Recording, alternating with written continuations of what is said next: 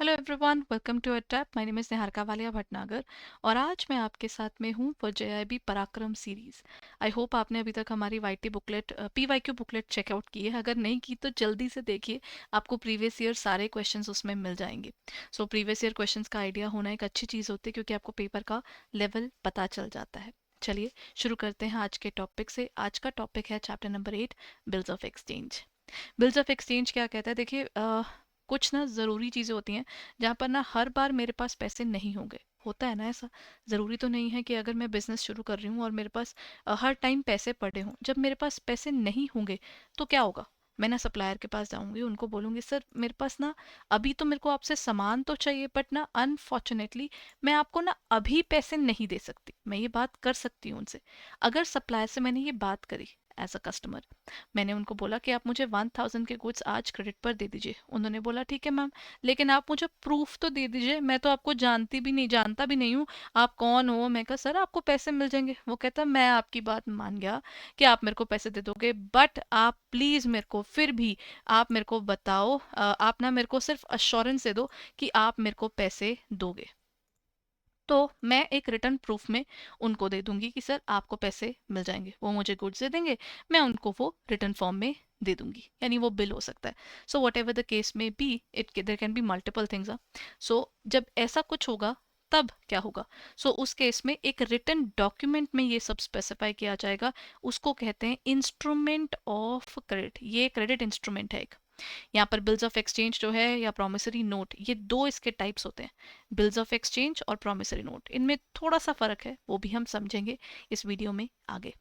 सबसे पहले जब हम बिल्स ऑफ एक्सचेंज की बात करते हैं, ये हमेशा राइटिंग में होते हैं, तभी तो प्रूफ बनेगा। वरना इंडिया में कौन मानता है कि चीज़ का प्रूफ है कोई? साइंड बाय द मेकर, जिसने बनाया है वो साइन करेगा इसको, और जिसको दिया है वो भी साइन करेगा। यानी और ये ना एक अनकंडीशनल ऑर्डर है। मैंने आपसे गुड्स खरीदे, सीधी बात होगी कि मैंने आपको 1000 रुपीज देने हैं इतने टाइम बाद। देर वोंट बी ये होगा तो पैसे देने हैं, वो होगा तो पैसे देने हैं, ऐसी कोई बात नहीं होती। एक सर्टन अमाउंट ऑफ मनी देने की बात की जाती है, और the two the person named in the instrument और द बियरर, जो भी पर्सन इस बिल में होगा उसको ये पे करना होगा, और ये एक फिक्स्ड फ्यूचर डेट पर पे करनी है। तो यहाँ पर एक पर्टिकुलर पर्सन जिसने ये मुझे कहा है वो कहलाता है ड्रॉअर, यानी वो पर्सन जिसको मैंने पैसे देने हैं, मेरा क्रेडिटर। और मैं कौन हूँ? मैं हूँ ड्रॉई, जिसको पैसे मिलने हैं। मैं हूँ मेरा इस ऑर्गेनाइजेशन का डेटर। और हो सकता है वो बोले कि मेरे को पैसे दो, वो कहता है नहीं नहीं किसी और को दे दो, तो वो कहलाता है पे ही। यहाँ पर हमारा ये जो ड्रॉअर है मेरा सेलर है, और मैं हूँ बायर यानी ड्रॉई। मैंने बोला सर मैं ना आपको रिटर्न प्रूफ दे दूं। वो कहते हैं ठीक है Niharika ma'am, I order you to pay this much amount of money, मतलब 1000 रुपीज आफ्टर 3 मंथ्स। ठीक है, आप आफ्टर 3 मंथ्स मेरे को ये पैसे देना। फिर उन्होंने ये ऑर्डर दे दिया, मैंने बोला ठीक है सर, मैंने अपने साइन किए, और उसके बाद क्या किया, मैंने बिल एक्सेप्ट करके उनको दे दिया। 3 मंथ्स बाद वो मेरे पास आएंगे, मैं उनको पैसे दूंगी, और ये बिल खत्म हो जाएगा। ये कुछ ऐसा दिखता है, दिस इज बेसिकली पे टू मी। या फिर अगर ये बोलते हैं कि नहीं नहीं नहीं हरका मैम, ये रहा मिस्टर एक्स, आप ये पैसे मिस्टर एक्स को हैंड ओवर कर दीजिए, तो मैं मिस्टर एक्स को हैंड ओवर कर दूंगी, लेकिन ये बिल उनके पास जरूर होना चाहिए। तभी इसे नेगोशिएबल इंस्ट्रूमेंट कहा जाता है, एक बिल दूसरे के पास जा सकता है। प्रोमिसरी नोट क्या होता है? प्रोमिसरी नोट अगेन ये सेकंड पॉइंट है, लेकिन फर्क क्या है? ये भी एक इंस्ट्रूमेंट इन राइटिंग है, ये भी एक अनकंडीशनल ऑर्डर है। देन बस फर्क है, ये ऑर्डर नहीं है, ये एक अंडरटेकिंग है। क्यों? मैं बोलूंगी sir I promise, Niharika promise करती है कि आपको 1000 रुपीज देगी कितने टाइम बाद? 3 मंथ्स बाद। फर्क क्या है? वहां पर जिसने बिल बनाया वो मुझे ऑर्डर दे रहे थे, मैंने बिल बनाया यहाँ, और मैंने उनको बोला सर मैं प्रॉमिस करती हूँ आपको पैसे दूंगी। इसमें मेरे साइन होंगे, उनके भी साइन होंगे। और ये जो है इंस्ट्रूमेंट बियरर, यानी जैसे हमारा नोट होता है, जिसके हाथ में वो पैसे आ गए, वो उसका कहलाता है। वैसे ये प्रोमिसर नोट भी जिसके हाथ में होगा, मुझे उसको पैसे देने होंगे, वो बियरर कहलाता है। ठीक है, अदरवाइज किसी का नाम भी लिखा जा सकता है।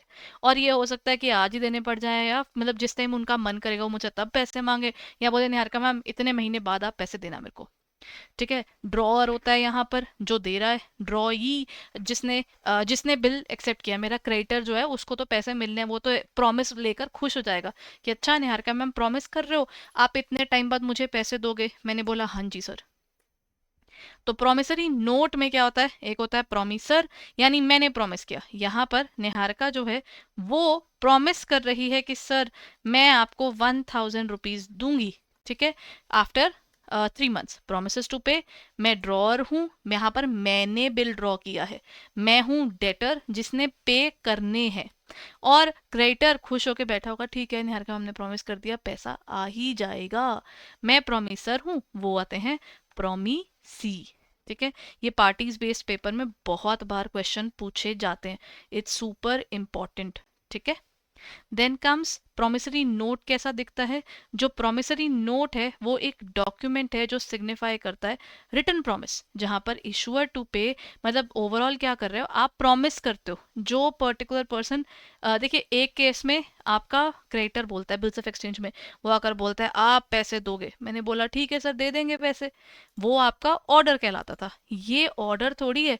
यहाँ पर तो आपने खुद ही बोला कि मैं अपनी रिस्पॉन्सिबिलिटी लेता हूँ सर, मेरे को पता है मैंने आपको पैसे देने हैं, मैं मानता हूँ, और मैं आपको इतने टाइम बाद पैसे दे भी दूंगा। फर्क है ना इन दोनों में। अब यहाँ पर तो मैं हम्बल होकर आगे झुककर बोल रही हूँ कि सर मैं आपको पैसे दूंगी, तो ये प्रोमिसरी नोट कहलाता है। अब दोनों में फर्क क्या था? ये ऑर्डर था तो ये प्रॉमिस था। ये क्रेडिटर ने बनाया था जब उसने मुझे ऑर्डर दिया, ये मैं हूं जिसने पैसे लेने हैं, मतलब देने हैं, डेटर। यहाँ पर एक्सेप्टेंस आती है, यहाँ पर कोई एक्सेप्टेंस की बात नहीं होती। यहाँ पर 3 पार्टीज होती हैं, यहाँ पर आइडली 2 पार्टीज ही होती हैं। इसमें अगर कुछ हो गया तो आप नोटरी के पास जाकर बोलते हैं कि देखिए पर्सन ने पैसे नहीं दिए, उसने रिटर्न फॉर्म में लिखा था ये बात।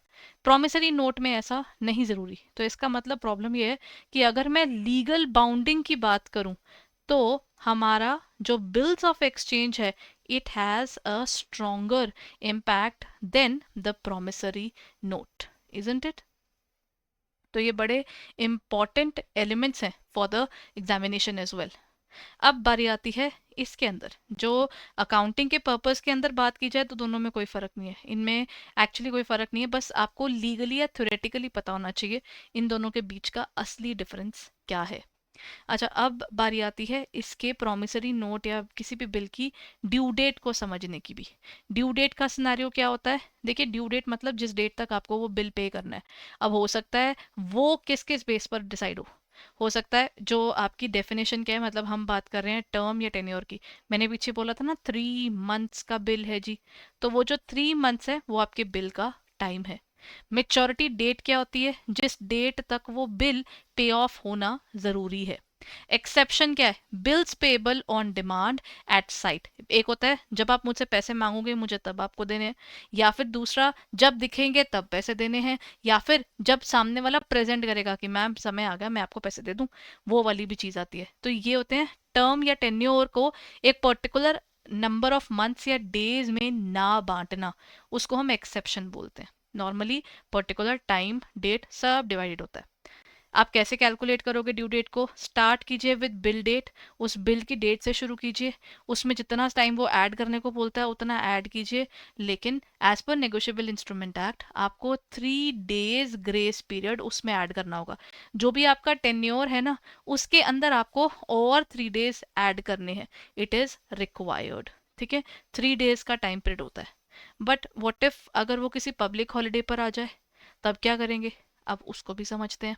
अब देखिए एग्जाम्पल में हम लोगों ने ना कोई स्पेसिफिक डेज मान लेते हैं। 1 मार्च को मैंने बिल ड्रॉ करा 1 महीने का, तो वो 1 महीना यानी मार्च के बाद अप्रैल आया, 1 अप्रैल को वो बिल ड्यू होगा। लेकिन नहीं, 3 डेज हम उसमें और ऐड कर देते हैं, तो April 4 जाकर मेरी बनेगी ड्यू डेट। क्यों? क्योंकि मैंने वहां पर क्या कहा है, क्योंकि 1 महीने के गैप के बाद 3 डेज ऐड करने थे। पब्लिक हॉलीडे अलाउड होती हैं, यानी संडे जैसे होता है अपने पास, जो संडे होता है ना संडे, मतलब एक्चुअली पब्लिक हॉलीडेज वाला पॉइंट यहाँ पर ना आता है।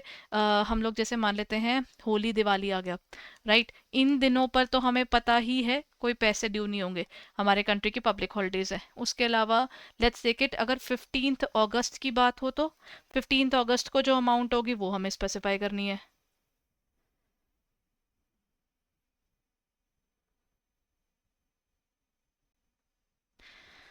सो यहाँ पर हमारे पास आएगा पब्लिक हॉलीडेज का पॉइंट।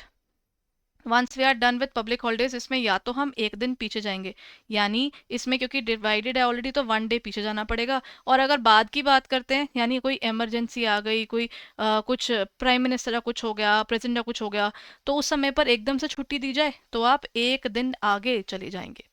देन हमारे पास दिया हुआ है on 1/1/2022 X draws a bill on Y for 40,000 for 90 days. 90 days के लिए बिल ड्रॉ हो रहा है। 90 डेज के लिए अगर बिल ड्रॉ हो रहा है तो मेच्योरिटी डेट कैसे डिसाइड होगी? अब ये डेज है एवरीवन। अगर फर्स्ट जैन को दिया है, इस जैन की फर्स्ट डेट को आप छोड़ दीजिए।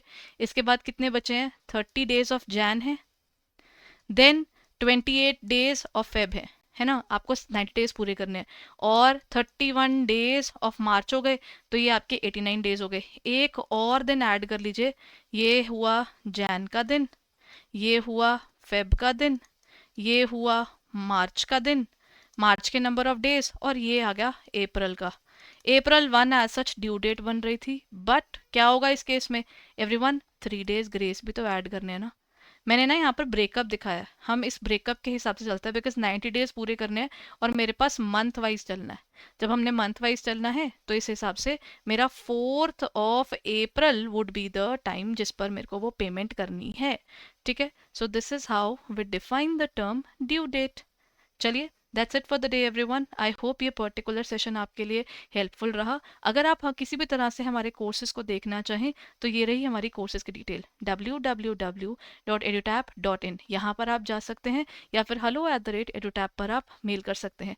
एंड ये है हमारा फ़ोन नंबर 8146207241। हमारे 2 कोर्सेज आपको मिलेंगे, या तो है हमारा मास्टर कोर्स या अभी चल रहे हैं हमारे crash courses. So please go ahead and check it out on our website or in our app for further details. हमारी ऐप एंड्रॉयड फ़ोन्स पर अवेलेबल है, सो आप उसे डाउनलोड कर सकते हैं and check it out now. Thank you.